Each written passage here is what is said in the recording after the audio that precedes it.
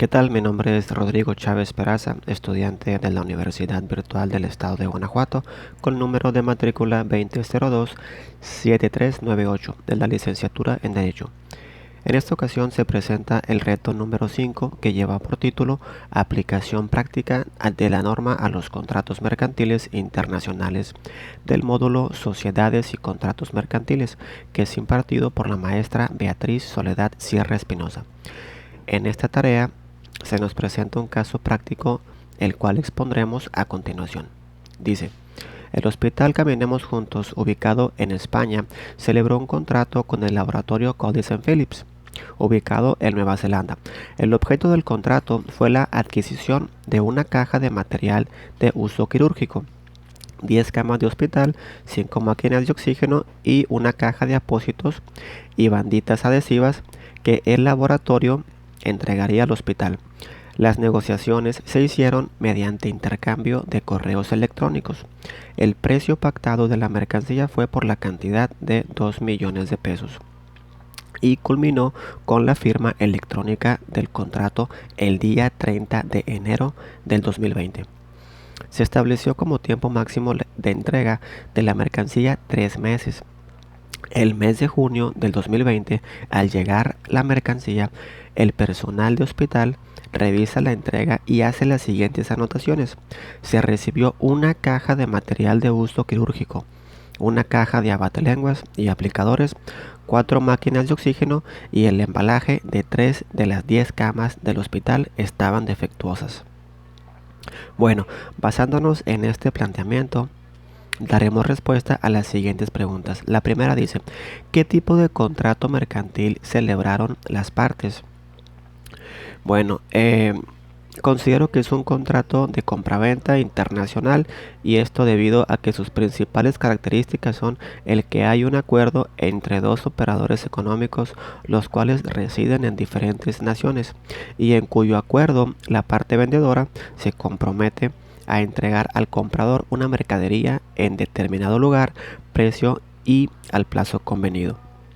Es importante mencionar que ambas partes se someten a las cláusulas que ellos mismos establezcan.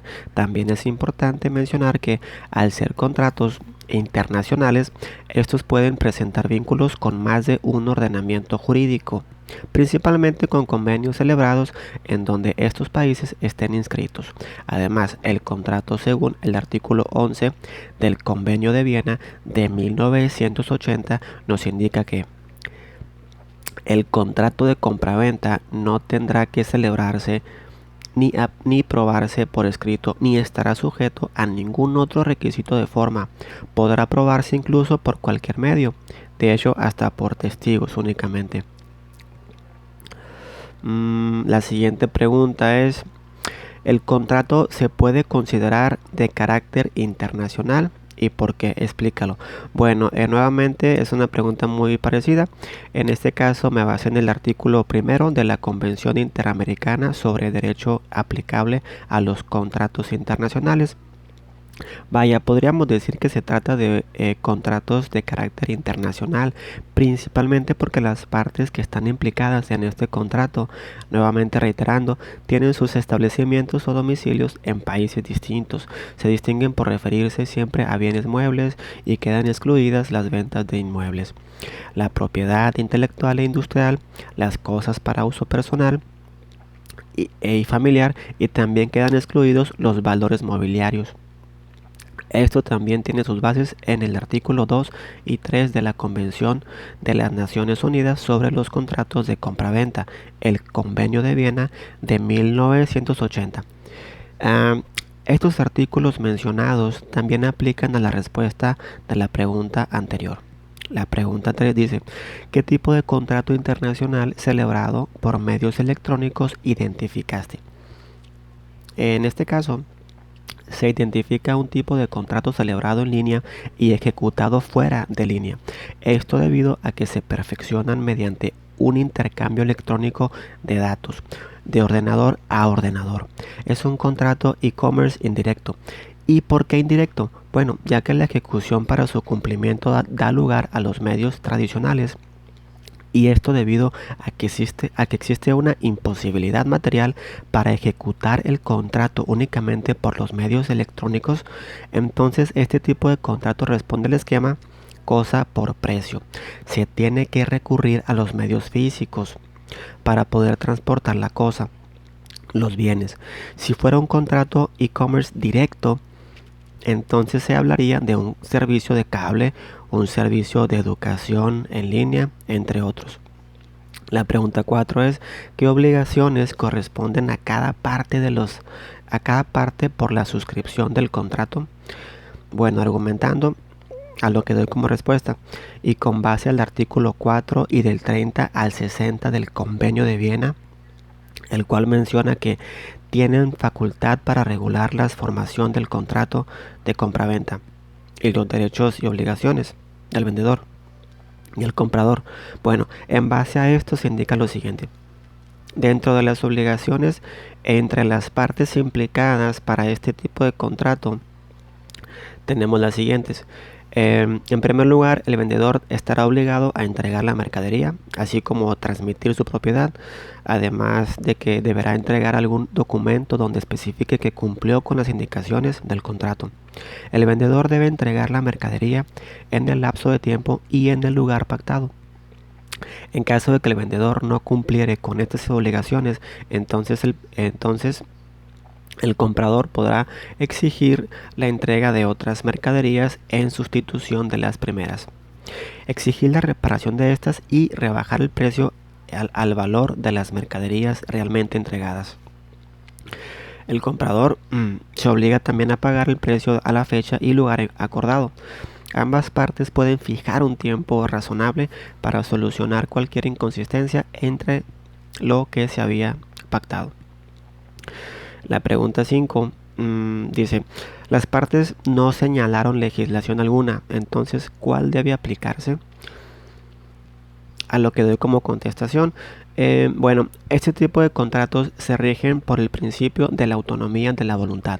Es decir, que las partes implicadas tienen plena voluntad sobre la forma en cómo van a negociar y las partes que aplicarán, y las leyes que aplicarán en el contrato.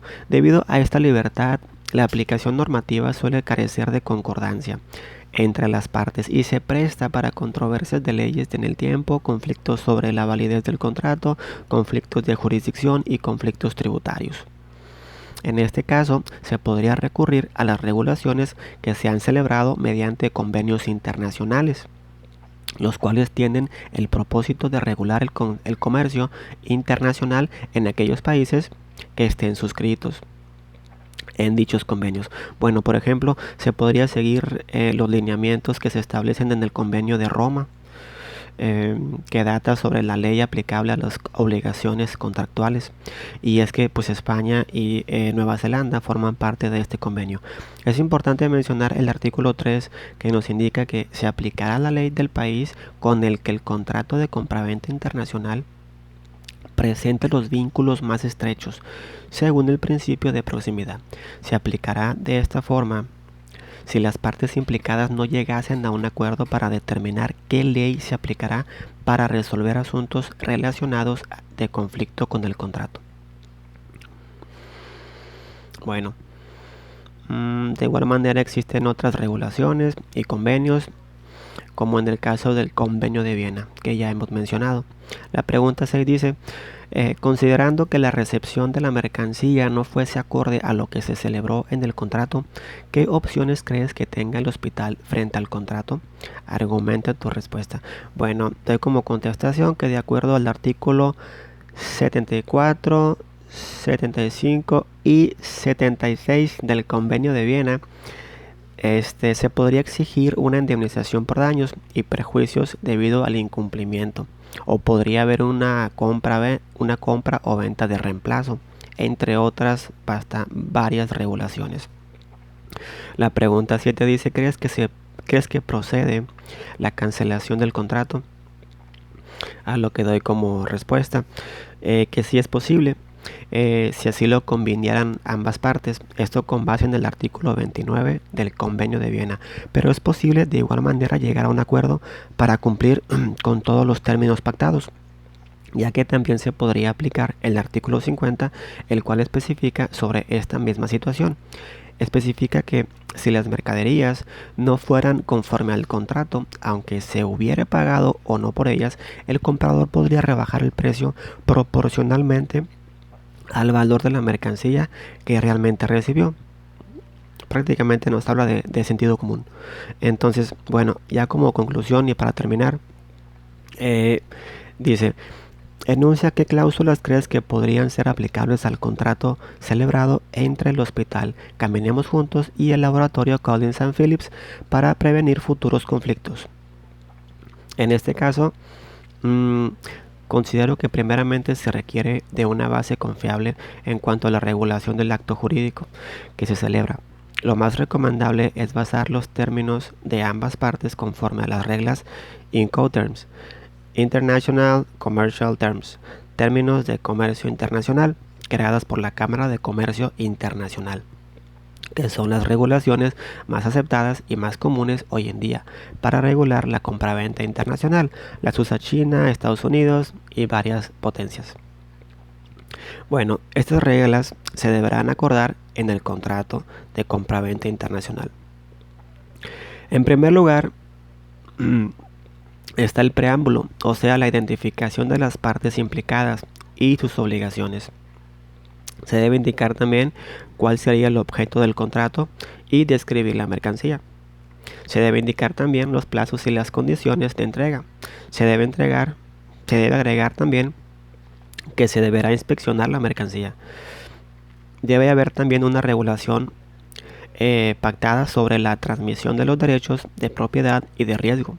Se deberán de estipular en las cláusulas las garantías del vendedor y derechos de reclamación del comprador. Algunos aspectos sobre la propiedad industrial, cláusulas sobre arbitraje comercial, la vigencia del contrato, algunos mecanismos para la solución de controversias, la causa de anulación, entre otras disposiciones, le darán una estructura sólida y confiable a estos pactos internacionales. Así es.